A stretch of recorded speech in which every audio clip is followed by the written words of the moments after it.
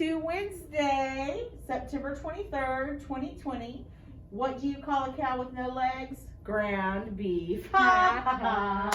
Today is Wednesday, so you know what Wednesday means. It means free write. So remember, on a free write, you can write about anything you want. You can write a poem. You can tell us true things that are happening in your life. You can make up a story. It's whatever you want. Whatever you want.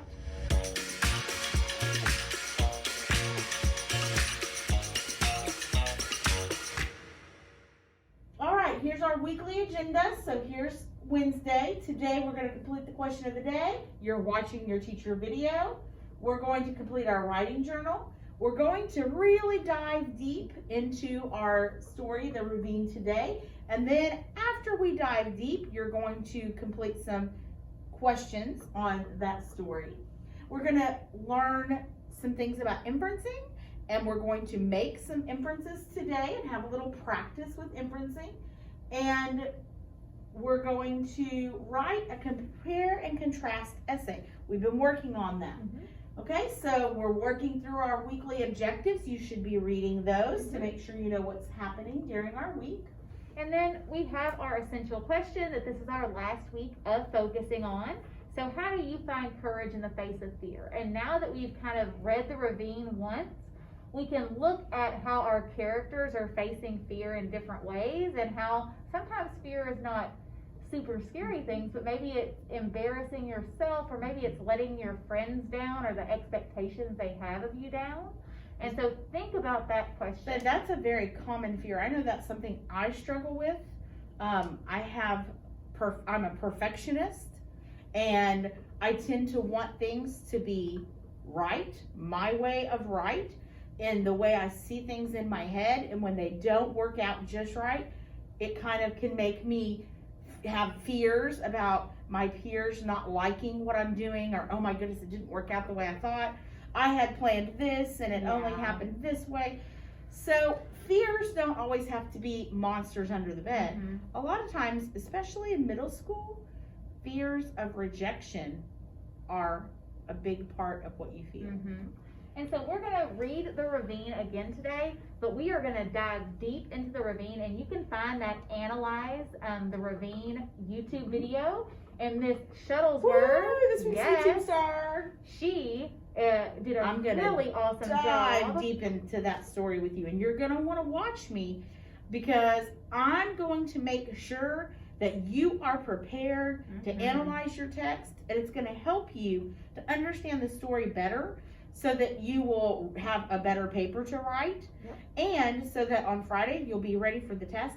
But also, it's just really helping you be a better reader, period. And so make sure you watch that video.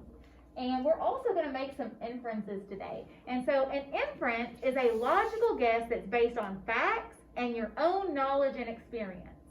And to support an inference, you have to cite evidence, you have to provide examples from the text, and I kind of look at this sometimes like a math problem.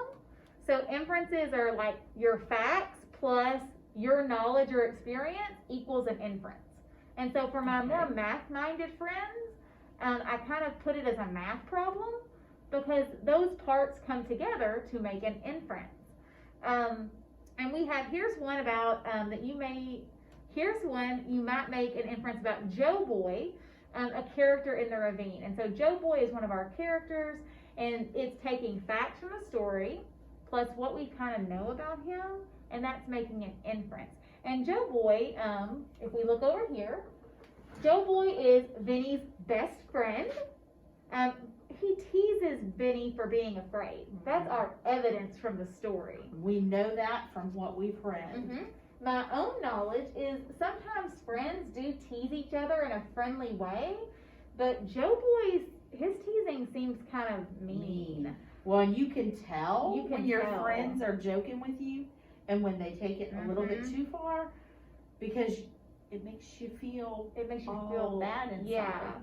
Kind of like, wasn't that a live octopus in your stomach? Yes. And your cheeks get kind of red and your heart beats faster. And so our inference, based on the evidence and our own knowledge, is that they may be friends, but Joe Boy may be unkind or even mean. Maybe he is a mean person. And maybe he's not the best of friends. And maybe he's not a really great friend for Vinny. And so now we're going to look at some practice things. So clue, this is our clue. Sarah walks in from outdoors and she's soaking wet. So that causes my brain to wonder, why is she soaking wet? Why is she wet? What happened to her? So what we already know is the weatherman said it was supposed to rain today. Okay. And our inference is now, well, it's raining outside. So I'm putting those two things together to make my inference. I'm putting together that she's wet and that the weatherman said it was going to rain. I now know why she's wet. She got rained on. Yes. And so let's try another. Our clue is Marcy hands me a broken toy. Okay. What we already know is Marcy's little brother breaks toys often. So I can put that together and say, I bet I know the inference. I bet I know the inference. I bet that Marcy's little brother broke the toy that Marcy is handing me.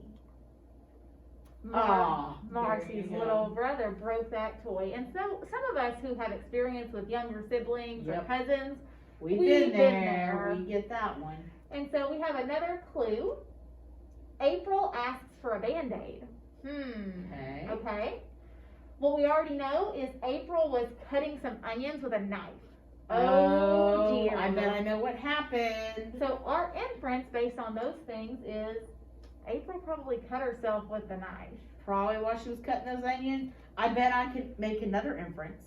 I bet she cut herself with the knife while cutting onions because I know that onions make you cry. Yes. So I'm going to make an inference that she was probably crying when she was using her knife, and I bet that's why she cut herself. And so we have another clue. Sam gives me a gift.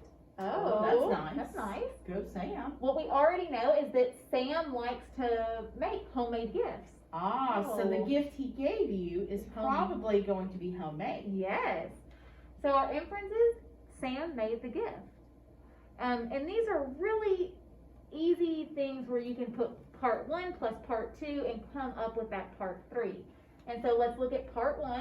The clue, Christy walks through the gym door with a big smile. I bet something nice happened to Christy. Something nice must have happened. What we already know is Christy was trying out for cheerleader today. I bet you Christy made cheerleader. Go team! She probably made cheerleader. Christy made the cheerleading squad. That's awesome. And you know what else is really awesome, Miss Shuttleworth? My dog. Is it time for a pet break?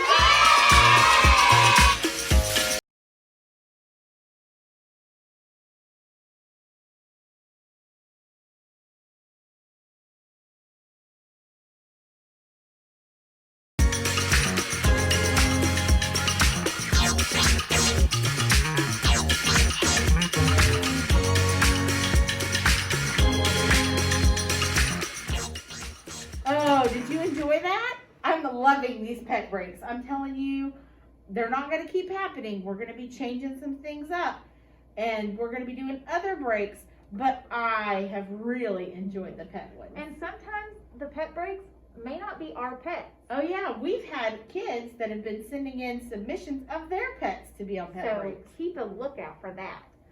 And so after you've practiced all your inferencing, you are going to go to the Google Classroom and you are going to practice making inferences yourself and see how well you do. And it's kind of fun to make inferences. It is. It's like being a detective in a way. It is.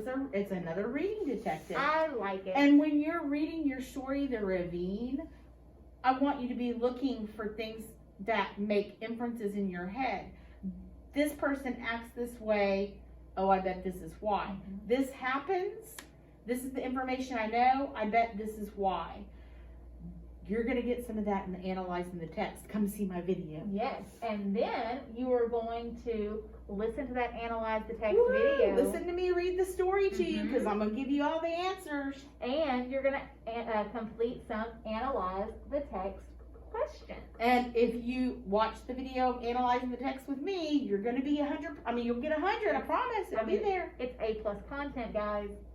And there is going to be a little research activity in the Google Classroom. We'll check and we'll give you some more information about that.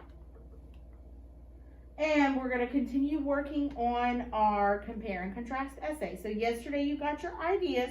You picked your characters. Maybe you picked Joe Boy. I don't know. But you picked Vinny and one other character that you're going to compare and contrast. And today I want you to actually, after you watch your Analyzing the Text video, I want you to go ahead and start writing your paper. So start comparing and contrasting those characters. You're going to introduce your essay by describing the character traits of Vinny and the other character. So you're going to tell me about those two characters. Describe them, how they look. Describe physical traits, but also how they interact with each other, their personalities. And then in your next paragraph, you can tell me the things that they have in common and the things that are different. And their actions and their motivations. Support your ideas with text. Yes. Remember to use quotes. And then in your last paragraph, you're going to state your conclusion, what you have figured out about those two characters. Okay. But remember, we have all week, so just maybe work on the first paragraph today. Yeah, you've got all week, and it's really important that you focus on that one thing and kind of get it down really well, and then we'll move on. Good writers don't write everything, done, turn it in. Good writers will take little chunks and write, and then they'll go back the next day and they'll read that chunk, they'll make some changes, and they'll add some more. Because it's just giving your brain time to process all of that. So, guys, once you can check all the little boxes, congratulations. You've done it. You're done. Happy Wednesday. See you tomorrow. Bye. Bye.